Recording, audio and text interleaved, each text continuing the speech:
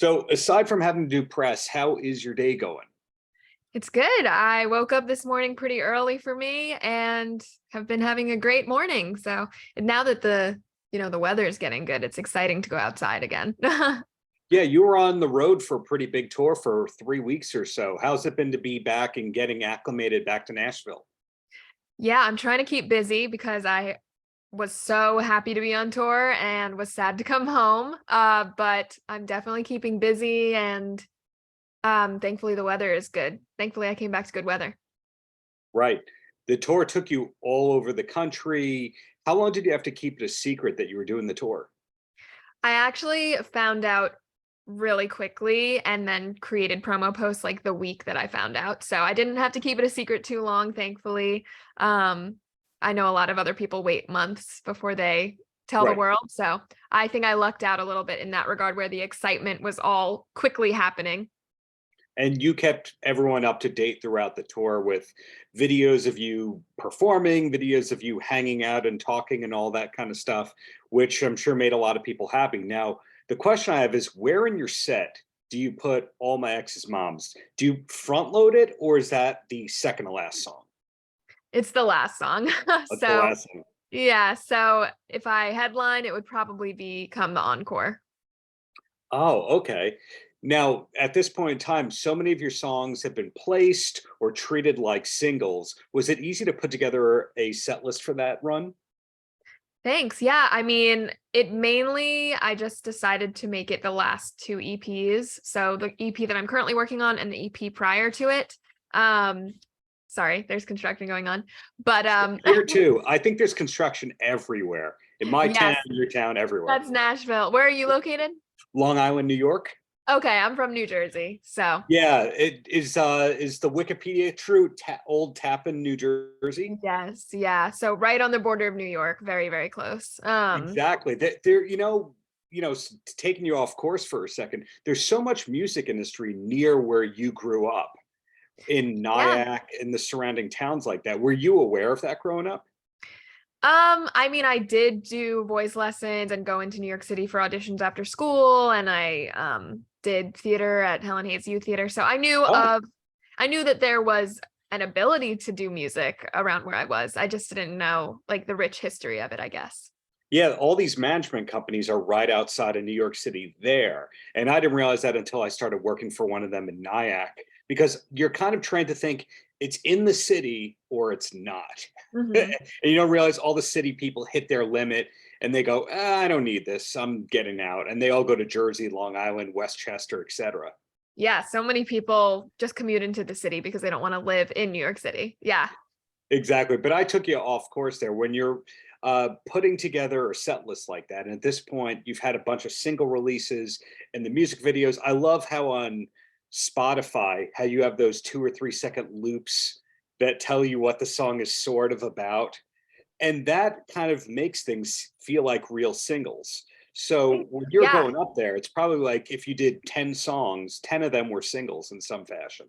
To be honest, I release my songs as singles only. And then once five of them are out, I tie it into an EP and say it's an EP with a little bow on it. Yeah.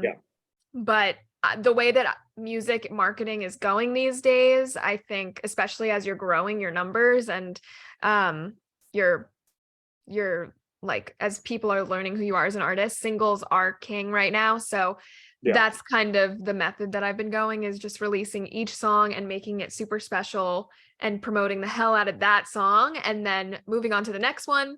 Once five of them are out or so, then tying it with a bow and calling it an EP. Smart. Hey, at least I'm saying it's smart. You're saying it's smart. So two people think so at least. Thank you. But, Yeah, I think when you're coming up, it's hard to get people to care about one song, let alone five. So I think it's just more totally. important to, make sure you can promote one song really well.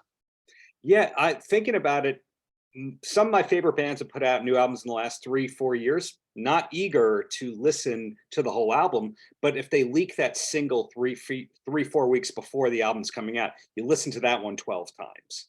Yeah, exactly. Exactly. So I think we just have low attention spans now, especially with TikTok and social media. So I think the music industry is catering towards that now. And for the people following you on social media, have in the past couple days since you put it out, have the Jonas Brother buzz or vibes been coming your way at all? No, no. I did just post that video to just see what could happen. You never know with the power of the internet. Yeah. But we're still submitting me for a bunch of tours, not just focusing on the Jonas Brothers, although that would be a dream come true. So that answers another question. Having just been on, a couple weeks on the road, were you itching to get back out or take your time off? Because we are seeing both ways. A lot of artists are kind of complaining about the elevating costs of the road. And then other people know you're in the tour and t-shirts business or the tickets and t-shirts business at this point. Yeah. This was my very first tour, so I wasn't sure what to expect. I thought maybe I would hate it, who knows? And I absolutely loved it. I loved every part of it. I loved being on the road with those boys. We got along so well. I loved performing every night and I loved meeting the fans, and it just brought so much excitement back into my spirit that whole month. So I am itching to get back on another tour as an opener, hopefully. So we are heavily submitting me right now, and hopefully something will come for later this summer or in the fall, but we don't know yet. Got it. Well, we were connected by the other Nashville Society who put you in the class of new artists and all that. But as we talked about at the beginning, you're originally from New Jersey. What brought you down to Nashville? I am a big fan of Taylor Swift, and so I researched where she got her start, and that brought me to Nashville when I was in college to check it out one summer. And Mhm. I did a semester in LA, New York, and Nashville, basically to decide where I wanted to move to pursue music post college. And I loved Nashville the most. So here I am. New York, Nashville, and LA, the three areas of Sony Music where Taylor was signed in some form. No, those are just like the three main music cities, but makes sense. Yeah. That makes sense. Okay. And what was your gateway into that organization with the other great Nashville artists who defy the stereotype of being all country? Yeah, I think I've been a member of tons for the past few years since I moved here and found out that there was a society championing non-country music. And I just grew my online presence to a point where they reached out to me and asked me to be a Oh, part of this. And I'm super stoked to be a part of it. makes sense to me. Now, if I can ask you about songcraft, because some artists treat it like a magic trick where they don't want to expose how the sausage is made, the metaphorical song sausage. Mhm. In your case, when I listen to your music, it sounds to me like it's all written on guitar, and then the production and the track is built. Am I insane for coming up with that association? You are not insane, but that is Okay. not the way that we do it. I think you're probably thinking of that because my songs are so storytelling based and lyric heavy. And that is mainly in part to being from Nashville and carrying that into my music. So that's my main goal as a pop artist, is to write songs with a catchy melody, but also that have deep, deep meaning and Mhm. intentionality behind them. So I appreciate that you think that, and I hope that all my songs would sound just as good acoustically on guitar. And they say that like that is how you can judge if a song is good or not, is if the song can just be stripped back, just vocal and guitar, and still be as good. The way that I came up with that conclusion was the guitar tone differs from song to song of what you do. The songs are chord based as opposed to being track and sound effecty. We hear a lot of ear candy in what you do, but they're real songs. Are some of them written on guitar first? I mean, sometimes when I go into a session, we'll start with a guitar loop of an electric guitar, but generally we are building the track as we're writing the song. In the first session, we write it.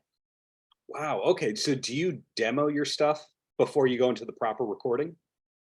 So typically in Nashville, how it works is you have a co-writing session. It's me, a songwriter, and a producer who creates the instrumental track. And Mhm. we spend about 6 hours writing a song. 4 of those first hours are spent writing the song, and then the last 2 hours are reserved for recording a demo version of the song. So usually by the end of the 6 hours, we have at least a nice rough demo version of the song. And then if I wanted to release it, I would come back and add some more vocal takes to it, maybe re-record the main lead vocal if I didn't think my voice was that good that day. But all my ex's moms, we recorded those final vocals the day we wrote the song. Well, something you just said, which I totally agree with, where it's pop, but it's meaningful at the same time. You know, take a song like Sorry Tokyo, which is a meaningful, emotional song, but it's at the same time hooky and memorable. When Thank you. you're writing songs, is it kind of like one for one comes out, or do you write 4 or 5 for every one that comes out? More than 4 or 5. Like, I am in Nashville, we're constantly writing. I do about like 3 writes a week at this point, which is scaled back. I used to do a write like every day. And I still am writing a bunch of songs that I'm like, this is not good enough, or this doesn't fit my idea of the project and the theme of the project. So yeah, it takes me a while till I land on a song that I really love. And I've found how my judge for if the song is going to be released or not is if as soon as I write it, I don't have to ask any friends if I should put it out. I just know in my heart, I'm like, this is it. Then I know that's the one I need to release. Because generally, if I'm like, oh, I'm not sure, let me ask my roommate Rosemary if she likes this song, it's not it. You know what I mean? Yeah. When you have the leftover song, do you ever go, hey, give it to another artist, or is it just never going to see the light of day?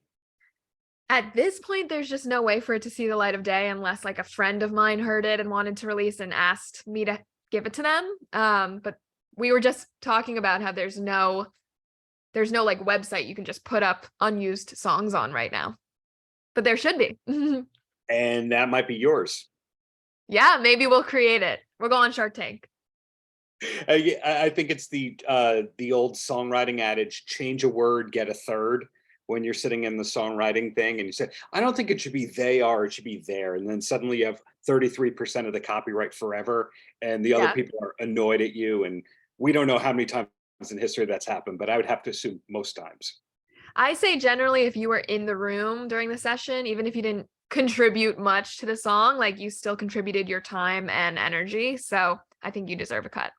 The vibes person in the 3-person songwriting team gets a third. I bet that can be infuriating, but hey, last 2 questions, one about your career and one about you, the person, before I let you go. And the first one is, how far ahead are things planned for you? For example, do you know when your next single is coming out? And I'm not asking when it is. I'm curious if you're working as far ahead as I think you are.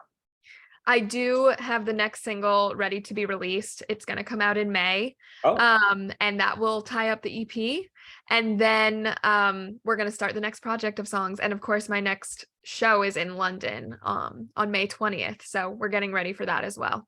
But that's exciting. Yeah. So I would say I'm usually working 1 song behind what I have out. Cool. And the last question is, as we alluded to before, there's depth in your music that it sounds like sunshine, but then you listen to the lyrics and go, oh, there's a lot of thought and complexity and inner turmoil going on at times here. Are you a big horror fan like I think you are? A horror movie fan? You seem like you would be a horror person, but keep that quiet. That is so random, and I actually hate horror movies, so that's funny you would say that.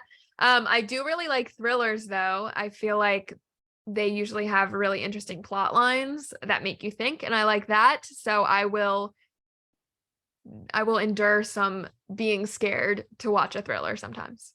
There you go. Well, I hope to see you live in New York again in the near future. Looking forward to that single next month. And Brooke, really, thank you for your original voice and being you.